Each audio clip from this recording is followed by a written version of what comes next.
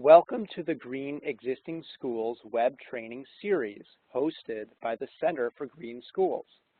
This module will help you begin planning a green transportation management program for your school or school district.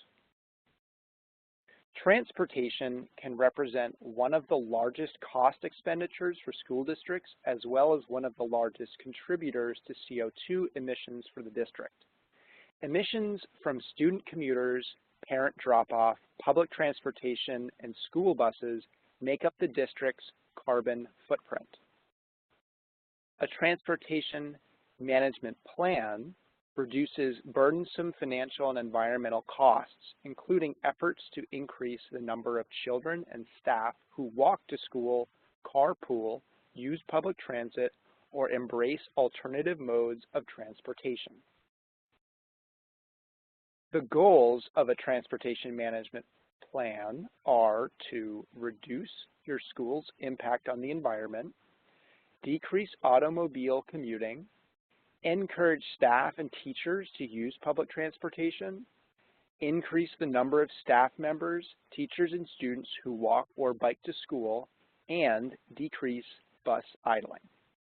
We will now walk through the steps for developing, piloting, and implementing your plan.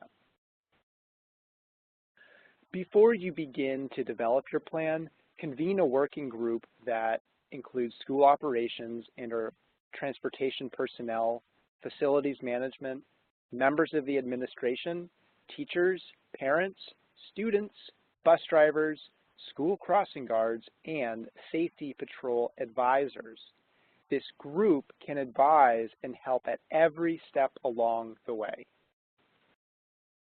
Next, the working group can assess the district's existing transportation policies and practices to benchmark current efforts and identify areas for improvement.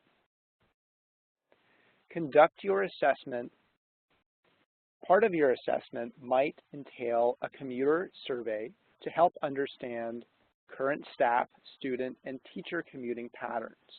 You may conduct your own survey using methods outlined in the South Coast Air Quality Management District Rule 2202 and USGBC's Occupant Commuting Survey spreadsheet found in the Transportation Management Companion Guide. These resources can help you organize and analyze survey data. Commuter reduction programs and financial incentives to reduce vehicles miles traveled should also be researched. Once your team is in place and assessments and surveys are complete, the next step is to develop goals and an implementation plan for your program. Consider starting small by piloting your program in a select number of schools. Now we'll go through these steps in more detail.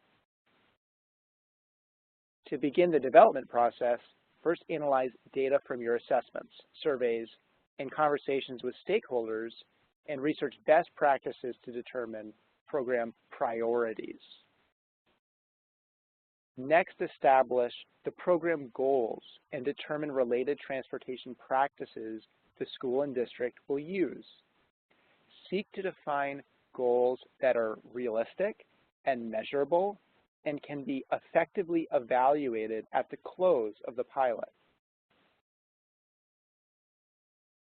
To ensure your goals are met, consider implementing a variety of strategies, including encouraging carpooling and van pooling, use of efficient vehicles, public and alternative transportation, and less bus idling. Create incentive and recognition programs to encourage staff and students to participate in these efforts. Once you have laid the groundwork, you can pilot the transportation management plan at select schools or with specific constituents. A dedicated transportation management strategy may include providing dedicated parking for commuters using low-emitting and fuel-efficient vehicles. District staff can also work with the local transit authority to subsidize the use of public buses for students instead of providing separate school buses.